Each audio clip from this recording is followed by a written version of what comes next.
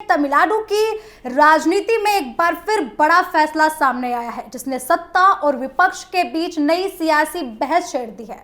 CM और अभिनेता थलापति विजय ने अपनी सरकार का एक बड़ा प्रशासनिक निर्णय लेते हुए फिल्म निर्माता और अपनी फेमस फिल्म जननायकन के प्रोड्यूसर के वेंकट नारायण को नई दिल्ली में तमिलनाडु सरकार का विशेष प्रतिनिधि नियुक्त कर दिया है। यह पद कोई साधारण जिम्मेदारी नहीं है, बल्कि केंद्र सरकार और तमिलनाडु सरकार के बीच समन्वय स्थापित करने वाला बेहद अहम पद माना जाता है। इतना ही नहीं, इस पद को मंत्री स्तर का दर्जा भी प्राप्त है। लेकिन जैसे ही ये नियुक्ति सामने आई, तमिलनाडु की राजनीति में आरोप प्रत्यारोप का दौर शुरू हो गया। बीजेपी, डीएमके और एआईएडीएमके जैसे प्रमुख विपक्षी पार्टियों ने मुख्यमंत्री विजय के इस फैसले पर गंभीर सवाल उठाए।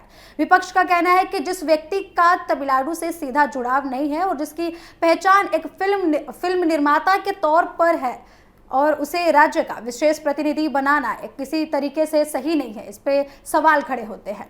वही सरकार का दावा है कि के वेंकट नारायण की पेशेवर योग्यता और प्रशासनिक समझ को देखते हुए उन्हें ये जिम्मेदारी दी गई है। दरअसल तमिलनाडु सरकार ने 23 जून को जारी आदेश में के वेंकट नारायण को 1 वर्ष के लिए नई दिल्ली में विशेष प्रतिनिधि नियुक्त किया है। इस पद का काम है कि केंद्र सरकार के विभिन्न मंत्रालयों के साथ समन्वय बनाना, तमिलनाडु के विकास से जुड़े मामलों को आगे बढ़ाना और राज्य के हितों का प्रतिनिधित्व करना। इसलिए इस नियुक्ति को केवल एक प्रशासनिक फैसला नहीं, बल्कि राजनीतिक दृष्टि से भी बेहद महत्वपूर्ण माना जा रहा है। अब सवाल यह है कि आखिर के वेंकट नारायण है कौन? पेशे से वे चार्टर्ड अकाउंटेंट और लॉ ग्रेजुएट नारायण बेंगलुरु स्थित केवीएन प्रोडक्शन के संस्थापक हैं। दक्षिण भारतीय फिल्म उद्योग में उनकी अलग पहचान है। हाल ही में उन्होंने मुख्यमंत्री थलापति विजय की फिल्म जननायकन का निर्माण किया है। हालांकि ये फिल्म अभी तक रिलीज नहीं हुई है और प्रमाण से जुड़े मामलों के कारण इसकी रिलीज पर रोक लगाई गई है। ऐसे में मुख्यमंत्री की फिल्म के निर्माता को सरकार में इतनी बड़ी जिम्मेदारी मिलने के बाद विपक्ष ने हितों को उल्लंघन बताया है और ये मुद्दा गहराइयों से उठाया है। तमिलनाडु बीजेपी के प्रदेश अध्यक्ष ने इस नियुक्ति पर सबसे तीखी प्रतिक्रिया दी है। उन्होंने कहा है कि सरकार ने ऐसे व्यक्ति को राज्य का प्रतिनिधि बनाया है जिसे तमिल भाषा और तमिल संस्कृति का पर्याप्त ज्ञान ही नहीं है। उन्होंने सवाल उठाया है कि जो व्यक्ति तमिल समाज की भावनाओं और राज्य की सांस्कृतिक पहचान को पूरी तरीके से समझता नहीं है, वह नई दिल्ली में तमिलनाडु की आवाज कैसे बन सकता है। बीजेपी ने यह भी पूछा है कि यह नियुक्ति केवल इसलिए की गई है कि क्या वे जो के वेंकट नारायण है वो मुख्यमंत्री विजय की फिल्म के निर्माता हैं, या फिर इसके पीछे कोई राजनीतिक दबाव है, या फिर कोई और भी कारण है। सिर्फ बीजेपी ही नहीं, डीएमके ने भी इस फैसले पर सरकार को घेरा है। पार्टी के वरिष्ठ नेता तिरुचि शिवा ने कहा है कि नियुक्ति ऐसे समय में हुई है जब तमिलनाडु और कर्नाटक के बीच मेकेदातु बांध और कावेरी जल विवाद जैसे संवेदनशील मुद्दे पर लगातार चर्चा जारी है।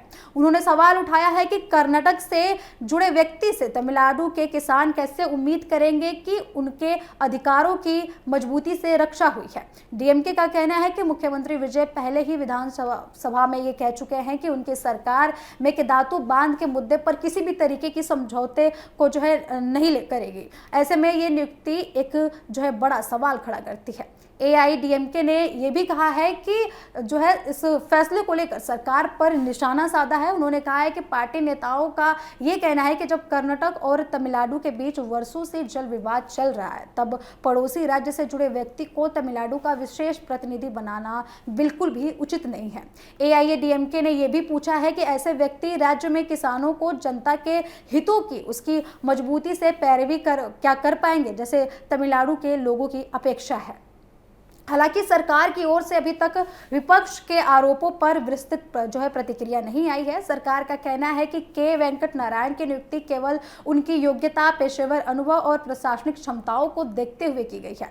सरकार का दावा है कि यह फैसला पूरी तरीके से प्रशासनिक जरूरतों को ध्यान में रखकर किया गया है और इसका किसी भी फिल्म या फिर व्यक्तिगत संबंध से कोई नाता नहीं है।